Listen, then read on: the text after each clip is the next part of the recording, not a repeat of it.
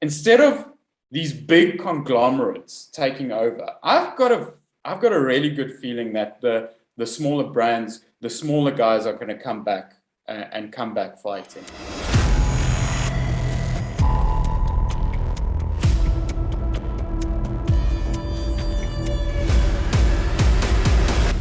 Welcome to Game Changer, where you get the inside track to win in a decade of disruption.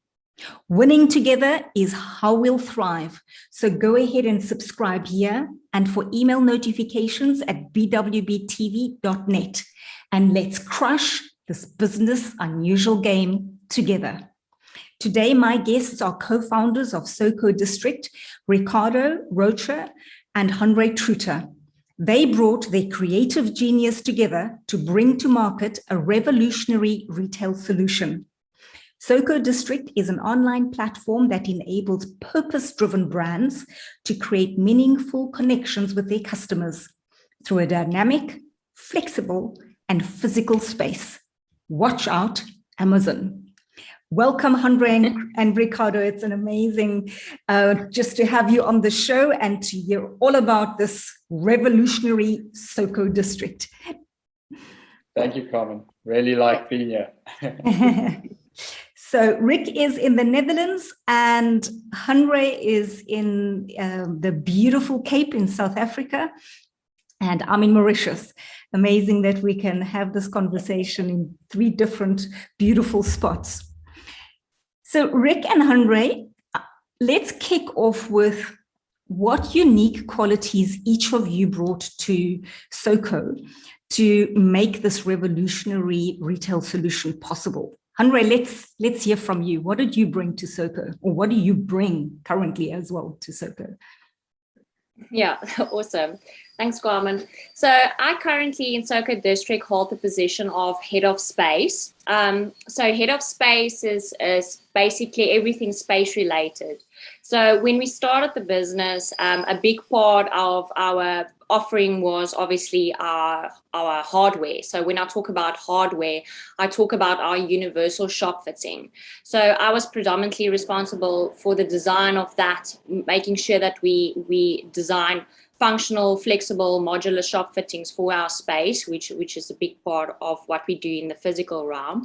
And then with our first district within Rosebank Mall, I was also responsible for the fit out or the kit of the space and making it a physical space that it is today. So being a creative, really, look, when you're a founder of a business like this and when you're in a startup, you've got your fingers in all kinds of places. So there's so much that we dabble in with, but that was up until this point, that was my biggest responsibility. Fantastic. So you're holding the space. That's an important role with a service and product like this. Rick? Yeah. We always joke being a business that's so focused or which is so connected, integrate in terms of the physical space side and the digital side. I always joke we've got Willem, who's our head of technology, and which exactly does the same as I, but on a digital level. We always joke that he's like the digital twin of the business. So it's awesome to see how everyone actually plugs into this really collaborative space, because our offering is that wide, actually. Awesome. Yeah, so my background, so I studied information design at Tux. And I remember, so I dropped out. I didn't finish my course. And I dropped out because I had to write a paper, which I never finished. And it was all about the importance of narrative. And I think I've been chasing finishing that paper my whole life.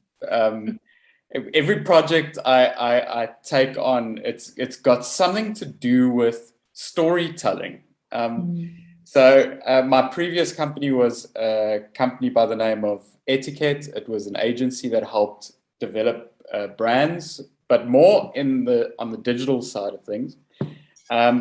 And I sold that business and started SOKO soon after, because we saw a massive need for brands to be able to not only open a digital store quickly, but also open a physical space quickly.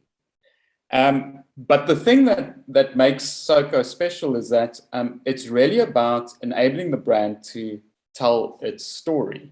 And that's when Hanre and I got together on this, we were quite passionate about that we said the thing that we struggle with, or what brands struggle with, is the ability to keep their story and keep it close to them, where it's valuable, that they can communicate it to their customers in a way that they would buy their products. And we always use the example of Amazon. If you put your product on Amazon, you lose that value because your product is there with all the other cheap knockoffs, right?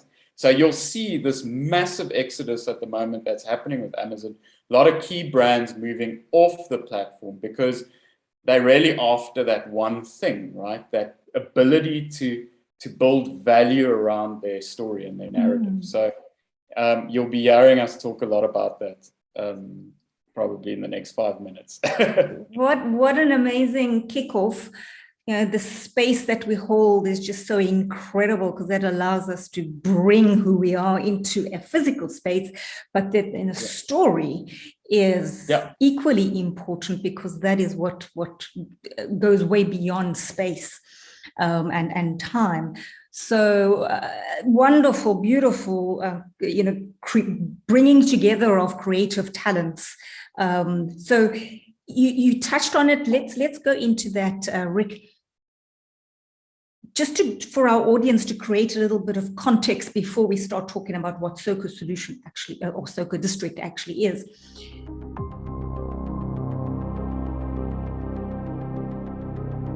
You identified that something was broken in the retail industry, and there was a dire need that needed to be fixed. If like over to either of you, what was that need the brokenness that you were trying to fix? So, Hanre, do you want me to start, or do you? We'll tag team this one. So, I think where the brokenness first starts is that, and I'm rather going to start with a positive and not with a negative. The positive is that if you think about human nature and the act of buying things, we still buy physical things and we're still physical beings, right? We haven't all of a sudden become these digital versions of ourselves online and we're just buying everything digitally. We still buy physical things. So that's the one key part that everyone's missing. That everyone's saying, well, everything's going digital and our lives are going digital. And yes, that is true. But at the end of the day, you still buy a physical thing. You still buy a physical cup of coffee. You still buy a wallet. You still buy things that you have with you every day. And if you take that concept and you go, okay, what's broken? What's missing? And it's essentially the thing that we've taken the physicality and the what was good about buying things, we stripped it away and we put it in platforms and in environments where it became a thing of you click online and it gets delivered at your door, right?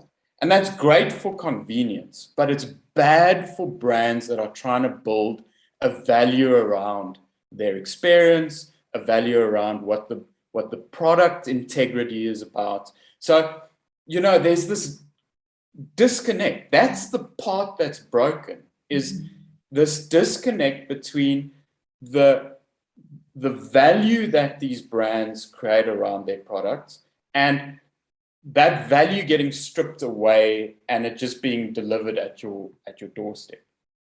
And the problem is, and we're always going to aim to solve it, is that the only answer to that is a better physical experience, right?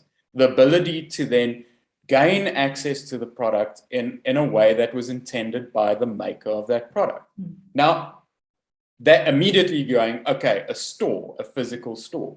But the problem is, and I'm going to be frank here, the commercial real estate industry became lazy, right? And it became lazy because it forgot ultimately who its customers were.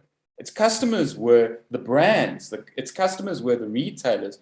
But because of the financial instruments that sit behind these reads, aren't in favor of the read actually delivering for its customer, they got lazy. And you're now seeing the stock market and all these reads are really struggling with their stock prices. And that's because suddenly the banks and the financial institutes are looking at them and going, but hang on, actually, you're not valuable anymore because your value actually sits in the connection between you and your customer. Your customer pays you rent to have space. And this is where the brokenness kind of really starts, is that you've got digital brands that are starting out digital that need physical space. They need to get their products to customers, but the world that they're trying to open physical space in is not there for them. It's a broken system. So we need a system that is actually, fixed, that isn't broken, to allow them to do that. I mean, a physical example of that, just to sign a lease. Yeah. The amount of effort that you have to go through just to do that, it's almost impossible. So for us, it was really taking the retail sector as a whole, because it stagnated completely, and applying technology to it, moving into the next innovative feature with it, now by obviously offering between flexible leasing and shop fitting and everything the whole, which we'll cover today. A really great summary, and two very real problems that we're seeing in this hybrid world that we're in, digital and physical. And something you said, Rick, reminded me of a previous guest that's been on the show, Jim Padilla. The title of his interview was actually selling products is the fastest way to go out of business. Yeah. Which is kind of what you're saying, because even if it's a physical product you're selling, you're not actually selling the product, you're selling the connection, the experience. There's human beings in there, there's relationships. And when you just have digital, you can create it, but how much better when you also have the option for physical space. So, okay. And I'm gonna be quite controversial here, and I'm gonna point out a company that's currently failing quite badly at the moment, and that's Massmart. And the reason for that is they've simply commoditized everything they had. It became about selling products, right? Even if you look at games' brand promise, it's everyday low prices. Okay, so what does that tell me? It's you're commoditizing everything about your business, and if you make it about a product and a price, then the guy next door that does it cheaper, I'm going to go there. I've got no loyalty to go to you. Another good example that I always use is we all know CNA. We all grew up with CNA, right? And CNA over the years became weird in what they were selling, right? They went from selling stationery to selling laptops to selling cell phones and then eventually it became this weird mix of things. And if you ask CNA, okay, why are you doing all of this? And they say, well, because stationery, no one buys stationery anymore. That would be their argument. And, for most of it, that's true. But then another brand crept out of the woodwork, a brand that only sold stationery. And if I told you 10 years ago, there would be a brand that only sells stationery, right? And it would be the most exciting brand you have ever seen in your life, you would have said to me, Rick, you're smoking your socks. And that brand happened. That's Typo. Mm-hmm. Typo became an instant phenomenon. That company just sells stationery. So to cut a long story short, absolutely right. The companies that commoditize themselves, only sell products, go out of business eventually. And this is the problem we're solving for. Because if you're just about peddling product and just about putting things on Amazon and hoping that they sell, then you're eventually going to run out of things to sell. That's not how the human psyche works. That's not how we buy things. It's never been how we buy things. Fascinating arguments, and well, the way the world is changing, we have to. In fact, we're moving into so much more meaning and story and connection, and wow. So how do we do it in this digital space? So let's get into it. Tell us about SOKO. Maybe start with a bit more of a general description, so our audience can really get to understand what we're talking about. And then I'd like you to go a bit more specific into what makes this such a game changer. So in a sentence, what is SOKO? SOKO is a platform that enables digital first brands, so brands that started out on the web with websites like Shopify websites, Wix websites, and to create their physical environment. And when I say physical environment, I don't just mean a shop front. We also help with e-commerce warehousing, and we are looking at e-commerce distribution going into the future. But essentially what it's about helping the little guy, the smaller brand, to gain access to a network, a platform that enables them to scale. And to do it in a way that they don't lose the value behind their brand.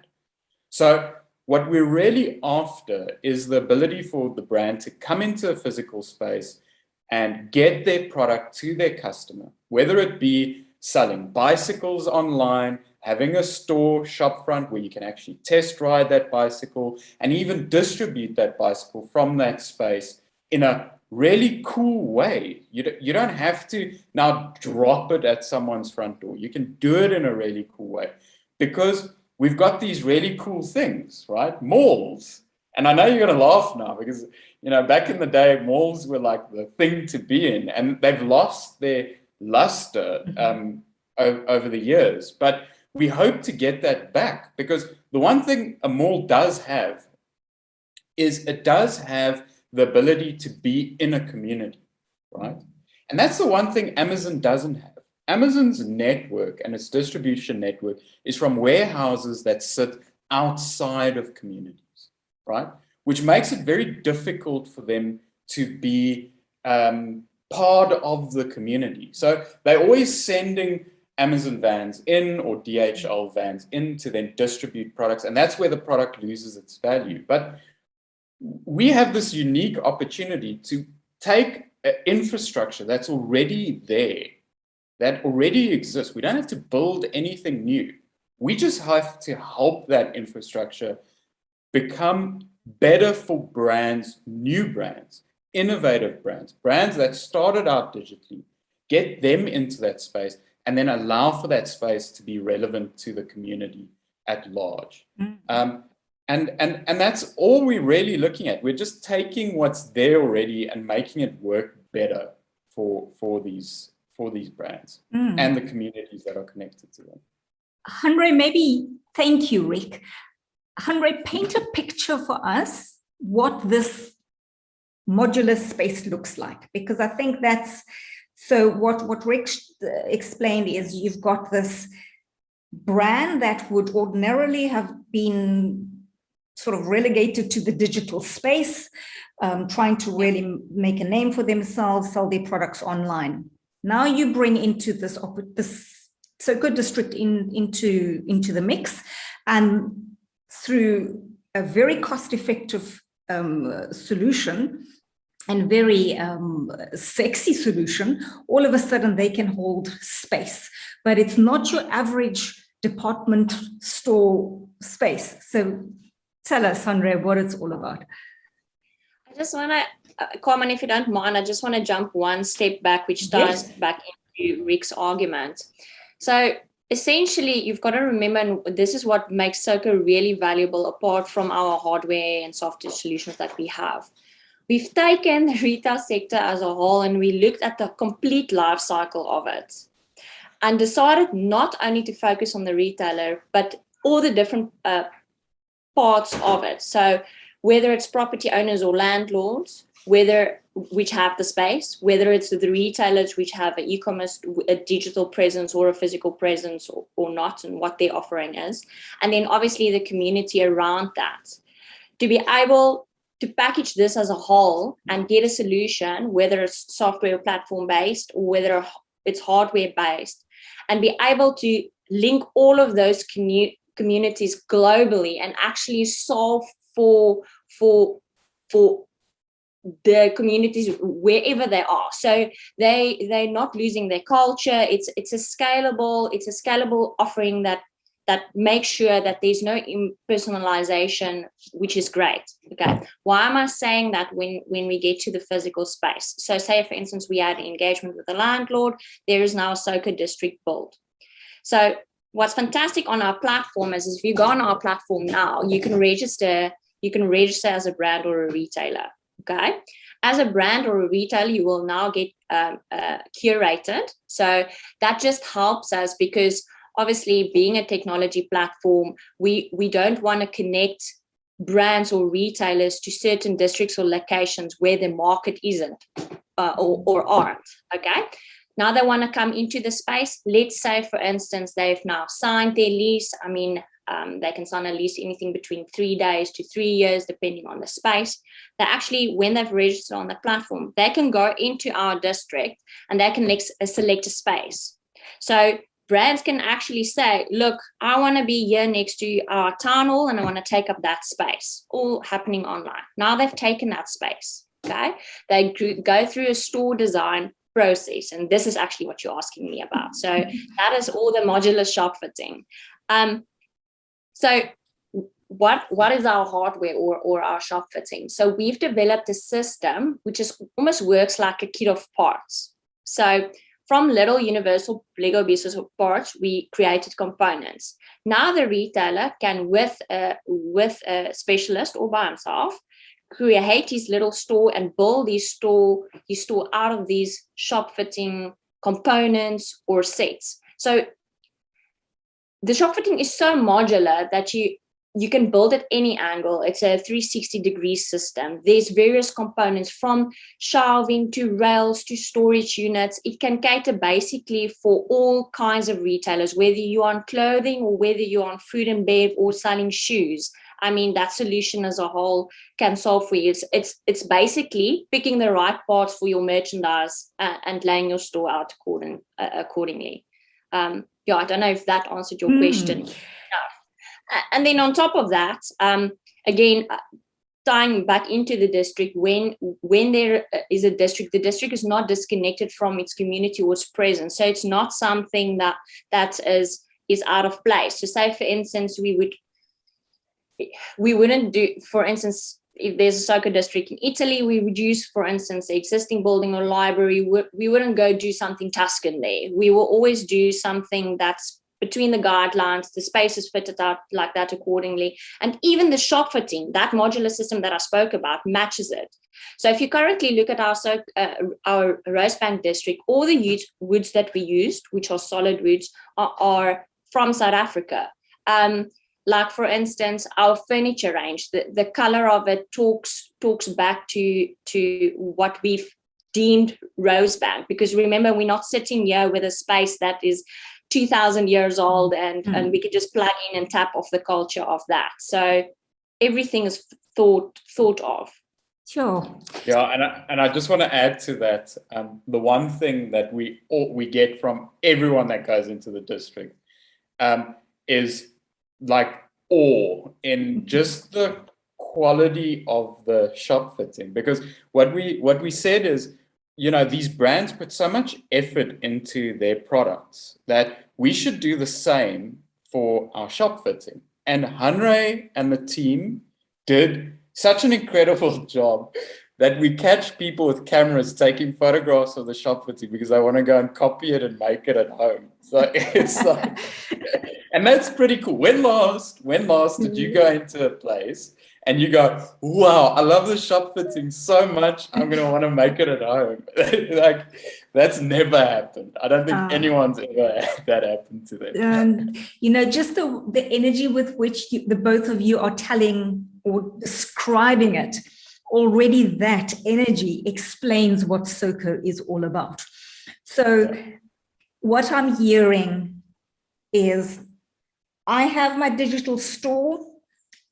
Maybe the idea of having a physical space was a pipe dream because of all the costs and the flippant inconvenience and the crazy stuff and the money that goes into it, the costs. And yes, SOKO District comes along, and I can all of a sudden breathe life into my beautiful products that I put so much passion into, and within little bits and minutes, I can be like a designer, put my store together, dream it all up, flipping whatever I want, it can make it. And the beauty is, if I don't want a long-term contract, if I want a pop-up store for a day or 2 or 3 days, I can do it. If I want a month, if I want a year, I can do it. And I get to put my beautiful products into a really cool space like Rosebank in Johannesburg. It's a really beautiful environment. Rosebank Mall is upmarket. So you're giving me, as the small retailer, an opportunity to almost act like the big guys. But without the cost and the hassle factor. And you've given me all the convenience, the bling, the sexy, the traffic, the in and out when I want, blend of digital and retail space. How am I doing? Yeah, you got it spot on. And the best part about it, so we were speaking to Jean and the guys from Oliver Vagary. So they are a leather goods brand. They're in our space. And so since they've opened their store, since they've opened the physical store, their online sales have gone up as well. And it's crazy how that happens, right?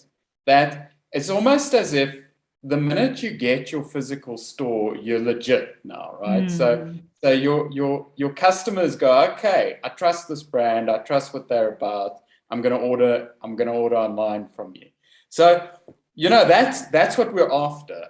Is, you know, how can we make you as a passionate brand that's starting out, how can we make you feel bigger than what you are, right? And that's exciting, because how many times have you gone to a mall, you've gone to a shopping center, and you've gone, oh, it's the same brands, exactly the same stuff, over and over and over again. You want to walk through and you want to go, oh, I've never seen this before, and this is new. You know, you want that excitement again. This is what markets gave you. You know, back in the day, you'd go to a little town and you go and experience their market, and you go and experience what's different about that market to maybe a different market in a different city next door.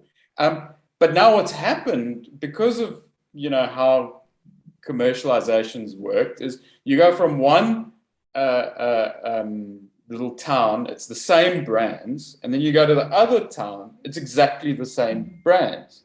And you're going, shit, but what's different? You know, it's just a different format.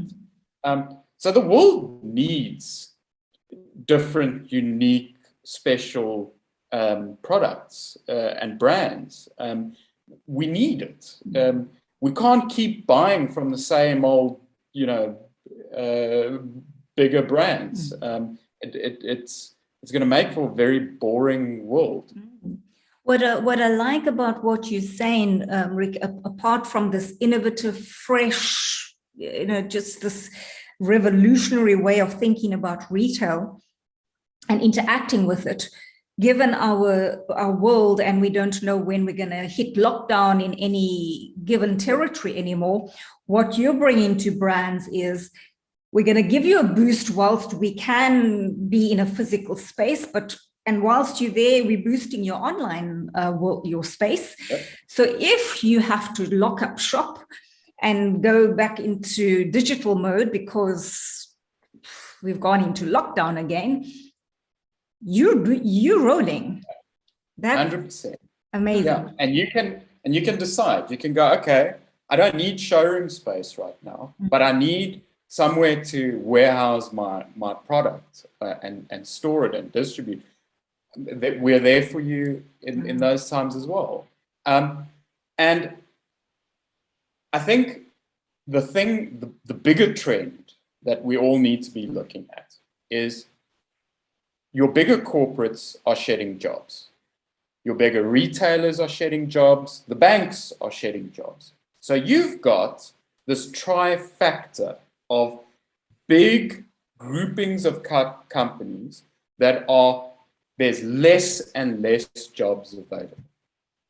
But then you've got this other curve, this other very exciting graph where you've got individuals that are starting businesses, starting new things. And if you look at Wix and how they've increased, I mean, just their share price has gone through the roof. They've tripled, quadrupled the number of e-commerce sites that are opening every day. And what's happening is, yes, there are less and less jobs available, but there's more and more opportunity to start a business. And that's the exciting part, is the platforms of the future are platforms that are going to enable individuals, families to become brands, to be able to develop products, to be able to sell things. Those are the platforms of the future, not the platforms that take that away. And that's what we've got to support, and that's what we've got to be excited about. Yeah, it is exciting. So I totally believe that entrepreneurs are the architects of the future. And it's the small businesses, the small to medium businesses, and the owner-run businesses who are passionate about their product that they've now started. And it's going to change and shape our world. So it's an exciting space. So I asked the two of you to prepare a powerful success insight that would be of value to our audience. The start is, start with a pause and stop.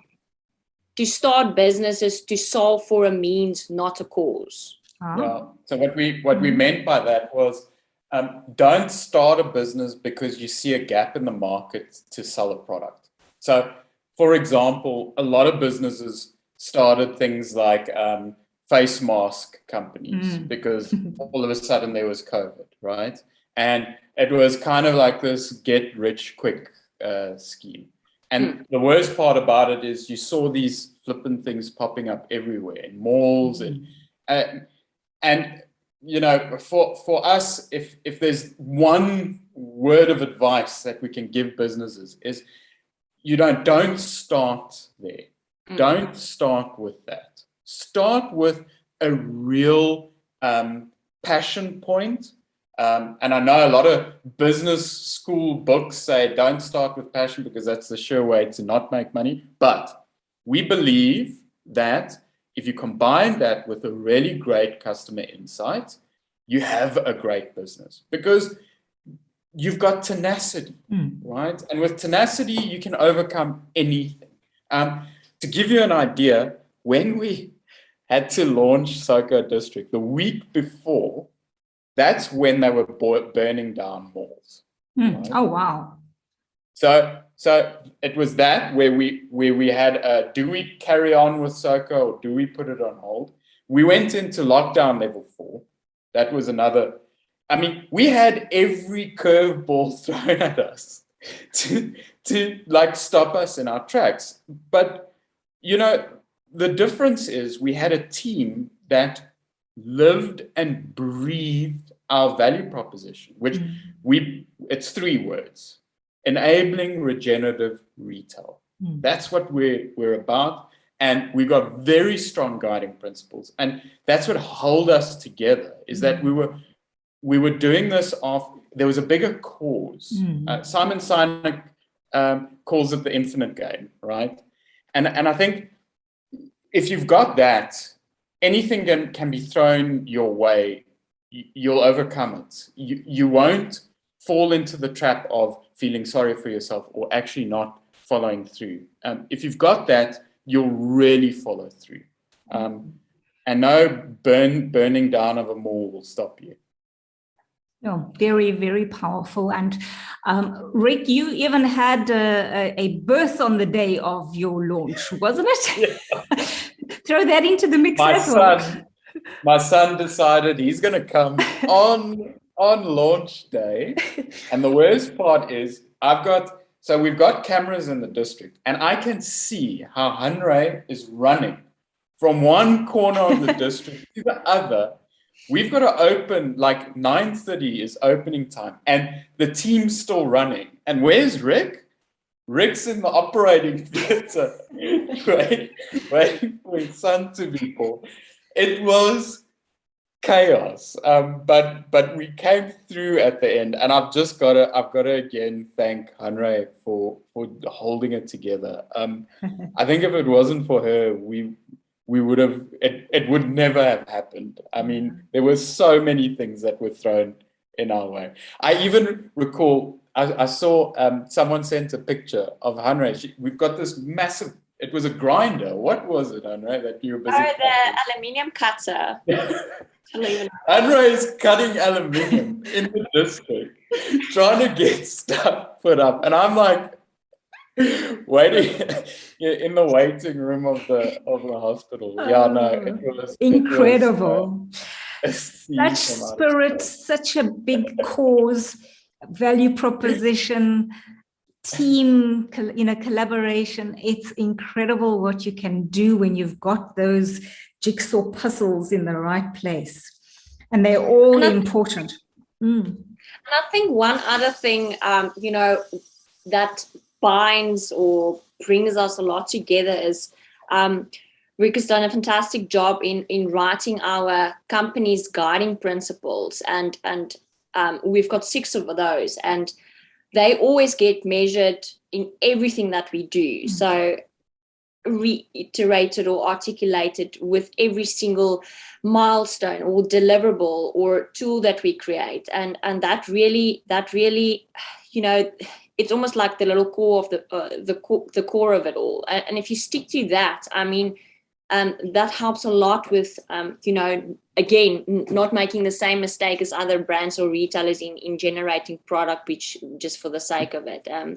It drives so much the value part of our business. And it's good. It's fantastic.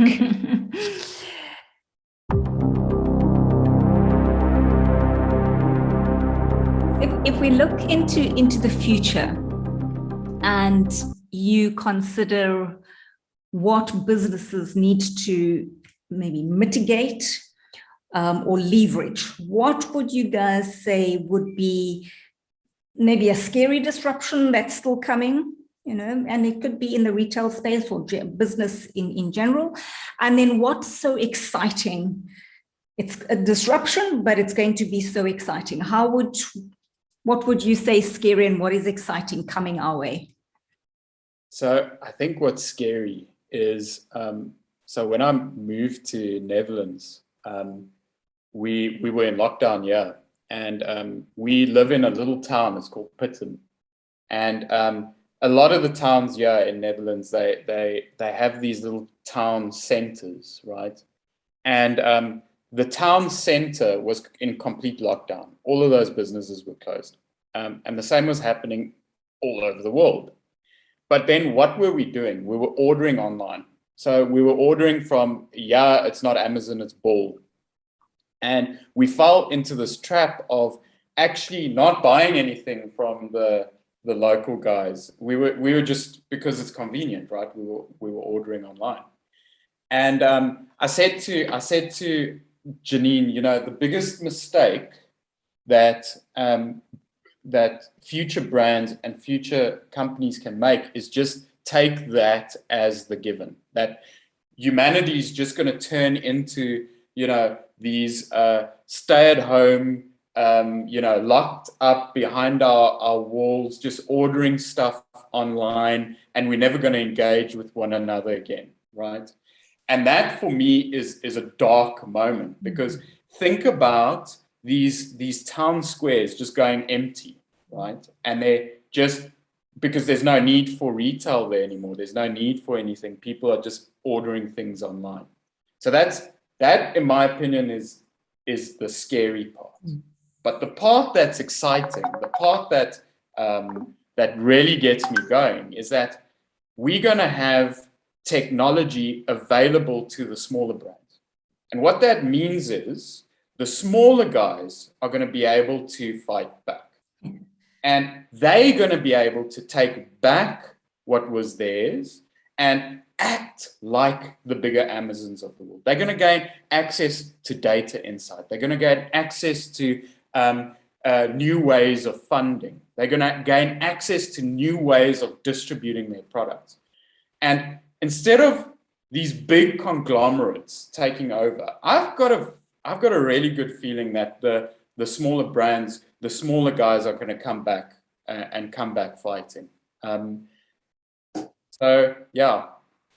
Yeah, and I think communities will identify more with those brands and little companies then.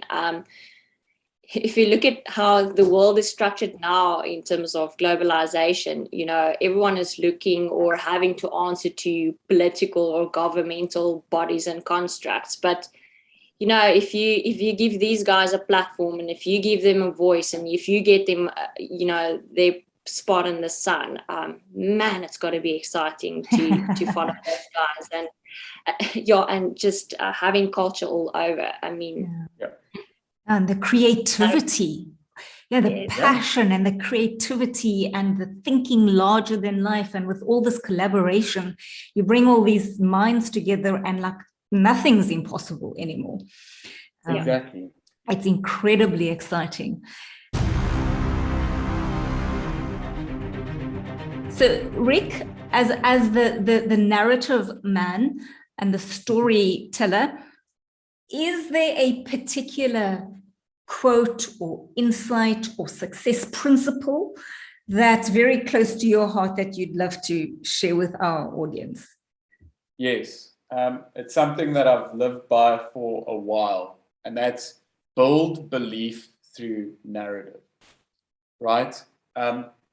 And the reason why I love that saying so much is that if you think about humanity, what makes us human is the ability for us to communicate and convey a story, right? I tell you something, you can tell a million people that same something, and so it spreads. And that ability to spread an idea, to spread something through a story, is something that really stuck with me my whole life. I grew up with dyslexia, so I really struggled to study, and I remembered things in the format of stories, right? And what I keep seeing is the brands that do well, the companies that do well, have the ability to hold that story, keep it true, and have other people retell it for them. It's what makes us human at our core. So yeah, that's the one quote So where to from here? What's the vision that you are holding in your mind that you are, whatever part of it you're okay to share? Yeah, well, this is a global problem that needs solving. So, you know, we've got to solve it on a global scale. So we are really looking for partners, for people that share in the vision, and we're trying to find the best way to scale it. So, you know, it's a call to action to anyone that believes what we've been talking about today. You know, we need help. We need help in many ways. But I think we've got a just cause. So you know, it's easy to follow what we're trying to do here. I was just thinking now, is the solution mainly for the physical product, or is there an interesting creative way for also the educational type things that are happening online? Just a thought. Yeah, definitely. I think if you think about all the great initiatives like Khan Academy that in the US that's really taken a foothold there and globally. You know, how do we help the Khan Academies of the world? How do we help How I Built This podcasts of the world? Yes. You know, and I think it's simple. I think it comes down to the fact that if you look at education, if you look at where the world's going in terms of entrepreneurship, what better way to host educational podcasts or get people excited about education in districts like exactly, because you're surrounded by entrepreneurs, you're surrounded by the buzz of newness, and I think, you know, absolutely, I think the biggest mistake that we can make is just look at it from a physical product perspective. Let's look at it from a community, and Hanre will back me on this because she designed Town Hall, right? Town Hall is the space where the community comes together and shares in what was built there, and I think we really have an opportunity to do something special, not just in the physical product side of things, but really in helping platforms, especially educational platforms, broadcast in interesting ways. So, Carmen, are you going to come to our next district? I'd absolutely love to, and I think you have to earmark space in Mauritius. And you mentioned Italy. Oh, I'm liking the sound of that. Yeah. Sounds amazing. Any before the final question, any last thoughts from either of you in terms of what you want the audience to know about this amazing retail solution? Yeah, I think what's great about it is that if you're thinking of an idea or a business and you've got a product and you really want to test it out, you really want to see, is there a market for it? Is there, you know, that's what SOKO is there for as well. So we've got a lot of brands like Plain Cosmetics. It's a really small brand that started out that really just wants to test its market, see if it can gain traction. You know, that's really what I want to say is don't just think, oh, you know, I haven't really started yet. You know, we're there for even just testing the idea. And we've got something very exciting that we're about to launch for that value proposition. I'm not going to mention it now, but yeah, stay tuned. It's for your smaller brands like that will be able to just book a shelf space if they need to get into the market. Fantastic idea. And you, Hanre, anything you want the audience to know about this value proposition as a little cherry on the top?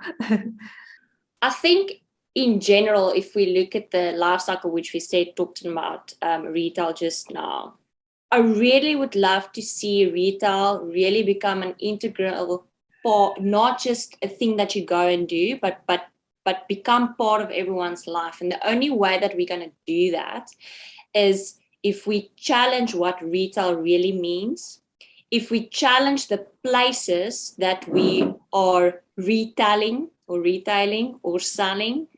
So whether you are a landlord in a mall that wants to have a SOKO district, or whether you are sitting on council and you've got an empty fire department building, please call us, please let us know, because all of those things, are amazing opportunities to connect the community to the retailer, to the landlord. Great. So, what's the change you guys would like to see in the world that you believe would just be a game changer for humanity? Less crappy products, less things that we throw away, less things that end up in the ocean.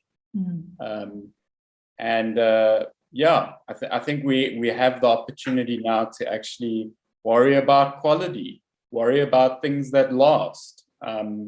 We've got an awesome brand, Rolheim. They're one of the first tenants that signed up with us. And the whole zeitgeist of what Rolheim is about is you buy something there that passes on for generations, right? And those are the kinds of brands that we love. And I think it just comes down to, if we're throwing less stuff away, then we're a better species on the planet. Yeah, and I think one big thing for me as well is, there's always talks of change and people complain, and it's just speaking and talking and speaking and talking. We forget to stop and listen and look, because then you're actually doing your research, then you are actually understanding, then only you are almost allowed to speak and do something. Thank you for bringing your genius and your creative energy and your willingness to fix what's broken. There's so much passion. I can just imagine when the two of you and the rest of your team are together in one of your own modular spaces, it must be really electric. It is. Thank you for sharing with us and enlightening us as to the future of retail. It sounds exciting. It is exciting. Us entrepreneurs rock. And we absolutely are the architects of the future. So thank you for giving us a space to actually bring our hearts and souls into the world. So thanks for joining us, Rick and Hanre. And yes, lots and lots and lots of best wishes. And we're watching this space for whatever you're launching soon. Yeah. Soon to have Carmen in one of our districts, broadcasting. Yeah. Fantastic. I'm there. Good. To our Game Changer family, thank you for joining us. As usual, amazing to have you here with us. If you haven't yet, please subscribe here on YouTube. Get email notifications at bwbtv.net. And until next time, wishing you the wildest success and oceans of love.